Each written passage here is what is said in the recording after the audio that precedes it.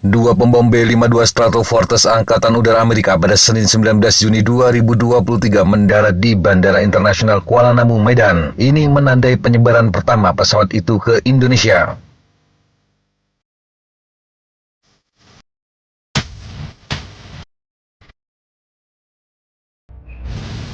Sejumlah foto dan video yang diambil dari Bandara Kuala Namu telah beredar secara online. Dari gambar tersebut bisa disimpulkan dua B-52 yang datang adalah bomber yang berbasis di Pangkalan Angkatan Udara Minot, North Dakota. Namun mereka sedang dalam tugas penyebaran ke Guam sebagai bagian dari rotasi Satuan Tugas Bomber atau BTF di Indo-Pasifik.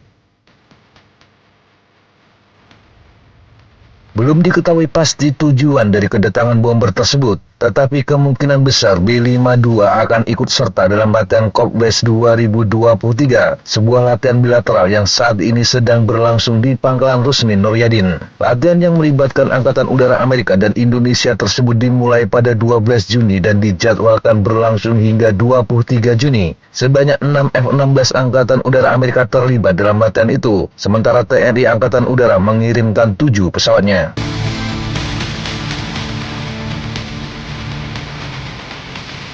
Pertama kali diperkenalkan pada pertengahan 1950-an, B-52 tetap menjadi jantung armada pembom Angkatan Udara Amerika. B-52H diharapkan akan tetap beroperasi hingga tahun 2050 setelah menerima seluruh upgrade di tahun-tahun mendatang. Akhirnya, kekuatan pembom Amerika direncanakan akan terdiri dari B-52 dan B-21 Raider, yang terakhir akan menggantikan semua pembom siluman B-2 Spirit. Sebenarnya bukan kali ini saja B-52 masuk ke wilayah Indonesia dan melakukan latihan bersama. Pada September 2021, dua B-52 juga terbang di atas Laut Sulawesi. Selama misi tersebut, 4 F-16 Angkatan Udara Indonesia yang berbasis di Pangkalan Iswahyu di Jawa Timur terbang mengawalnya. Misi tersebut merupakan pertama kalinya B-52 terintegrasi dengan TNI Angkatan Udara, tetapi saat itu bomber tidak mendarat. Sebelum Amerika, Rusia beberapa waktu silam juga mendaratkan dua bomber Tu-95 di Biak, Papua. Bedanya, pesawat tidak melakukan latihan bersama dengan TNI Angkatan Udara. Kedatangan BIR sepertinya tidak lebih dari persinggahan. Pengiriman bomber strategis bukan sesuatu yang bisa dianggap biasa. Pesawat ini adalah satu dari sedikit platform yang menyandang misi khusus, yakni mengirimkan pesan politik. Dua platform lain yang biasa digunakan Amerika untuk mengirimkan pesan ini adalah kapal Indo dan kapal selam nuklir. Pesan bisa ditujukan kepada satu negara yang berdekatan dengan negara di mana dia mendarat, atau untuk negara yang menjadi tuan rumah itu sendiri. Karena sifatnya inilah, maka ada dua hal yang bisa dilihat. Pertama, Amerika tidak akan mengirimkan bomber mereka ke sembarang negara. Yang kedua, tidak semua negara mau menerima kehadiran bomber Amerika. Ini karena kedatangannya bisa memunculkan masalah politik bagi negara penerima dengan tetangganya. Dari sisi Amerika, bukan rahasia lagi mereka mengirimkan bomber untuk memberikan pesan kepada suatu negara yang dianggap bermusuhan atau melawan kepentingan Washington. Kerap kali Amerika mengirimkan bomber mereka terbang ke sekitar Korea Utara, terutama setelah Pyongyang melakukan uji senjata. Hal yang sama juga dilakukan ke Rusia. Sebelum mereka menginvasi Ukraina, beberapa kali Amerika mengirimkan bomber mereka ke negara-negara Eropa, terutama Inggris, bahkan termasuk mengirimkan B-2 Spirit. Pesan yang dibawa jelas, agar Korea Utara ataupun Rusia tidak main-main, karena mereka akan berhadapan dengan Amerika. Misi semacam ini juga sering dilakukan Rusia ataupun Cina. Seringkali bomber Rusia terbang di sekitar Amerika, dan bomber Cina mengitari Taiwan. Selain untuk menguji seberapa cepat Amerika dan Taiwan merespon kedatangan bomber, misi yang lebih penting adalah pesan ancaman tersembunyi tersebut. Bagi negara yang menjadi tuan rumah, pesannya juga jelas. Pengiriman bomber sebagai bentuk dukungan Amerika pada negara tersebut. Artinya, jika mereka menghadapi masalah terutama dengan negara musuh Amerika, maka Washington akan siap pasang badan. Bisa dilihat, bomber Amerika kerap datang ke Korea Selatan. Ini menunjukkan Amerika akan siap bersama-sama melawan Korea Utara.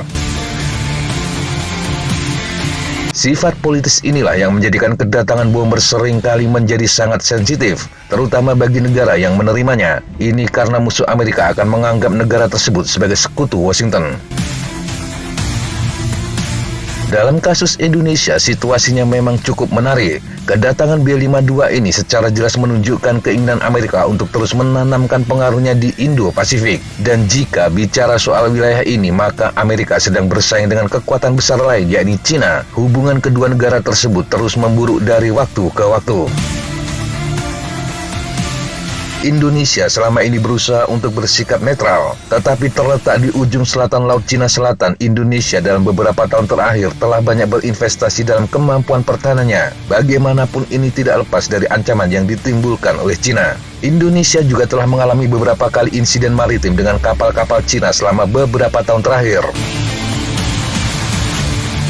Laut Cina Selatan secara khusus mewakili area di mana Beijing secara agresif menegaskan klaimnya atas berbagai wilayah yang disengketakan. Cina mengklaim hampir keseluruhan perairan yang sangat strategis ini sebagai miliknya. Hal itu bertentangan dengan klaim negara lain termasuk Indonesia. Salah satu akibatnya zona ekonomi eksklusif Indonesia yang mengelilingi Kepulauan Natuna sebagian tumpang tindih dengan wilayah di Laut Cina Selatan yang diklaim oleh Beijing.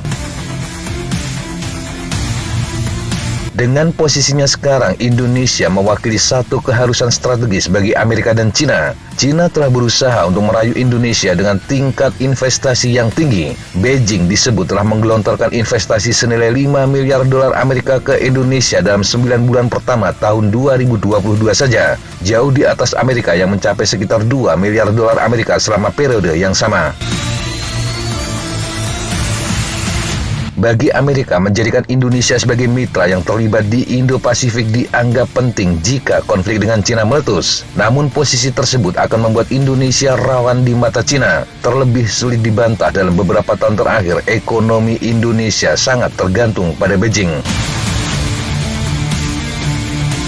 Dalam situasi ini memang menarik untuk mencermati pengerahan B-52 ke Indonesia. Bagaimanapun ini menandai momen yang penting yang menggambarkan peningkatan kerjasama militer antara Indonesia dan Amerika Serikat. Tetapi di balik itu, Cina pasti akan melihatnya dengan cermat.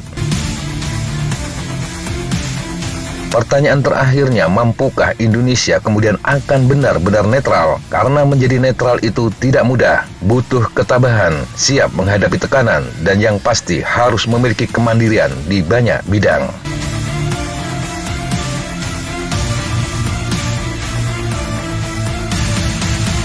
Demikian sahabat Jatah informasi yang bisa kita sampaikan untuk kesempatan kali ini. Sampai jumpa di kesempatan yang berbeda. Tetap semangat dan jaga kesehatan. Salam Freddy Genigo, Fight Like a Falcon.